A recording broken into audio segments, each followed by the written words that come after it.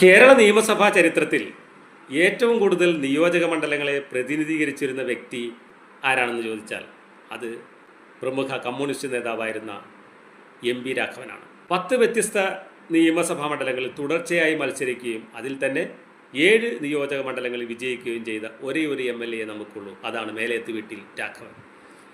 1970 Madayi, 1977 Taliparamba, 1980 Koothuparamba, 1982 Payyanur, 1987 Azhikode, 1991 Kazhakkoottam, 2001 Thiruvananthapuram west എന്നിങ്ങനെ നിയമസഭാ മണ്ഡലങ്ങളിൽ നിന്നും എം.പി. രാഘവൻ വിജയിച്ചു കയറി. എന്നാൽ 1996 ആറന്മുളയിൽ കടമനിട്ട രാമകൃഷ്ണനോടും 2006 പുനലൂരിൽ കെ രാജുവിനോടും 2011 നെന്മാറയിൽ ചെന്താമരാക്ഷനോടും എം.പി. രാഘവൻ തോക്കുകയുണ്ടായി.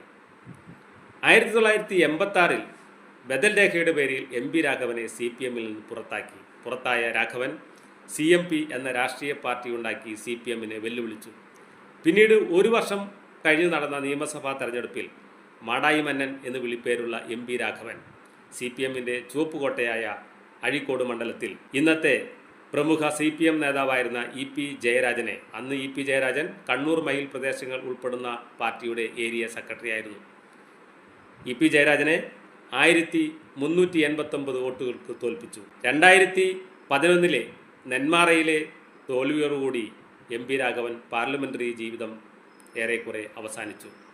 കരുണാകരൻ മന്ത്രിസഭയിലും ആന്റണി മന്ത്രിസഭയിലും സഹകരണ തുറമുഖം വകുപ്പ് മന്ത്രിയായിരുന്നു എം.പി. രാഘവൻ. ഇന്ത്യയിൽ ആദ്യമായി സഹകരണ മേഖലയിൽ മെഡിക്കൽ കോളേജ് സ്ഥാപിച്ചത് എം.പി. രാഘവനാണ്. പ്രമുഖ മാധ്യമപ്രവർത്തകനും ഇപ്പോൾ CPM-ന്റെ സഹയാത്രികനുമായിരുന്ന M.V. നികേഷ് കുമാർ എം.പി. രാഘവൻ്റെ 4 മക്കളിൽ ഒരാളാണ്.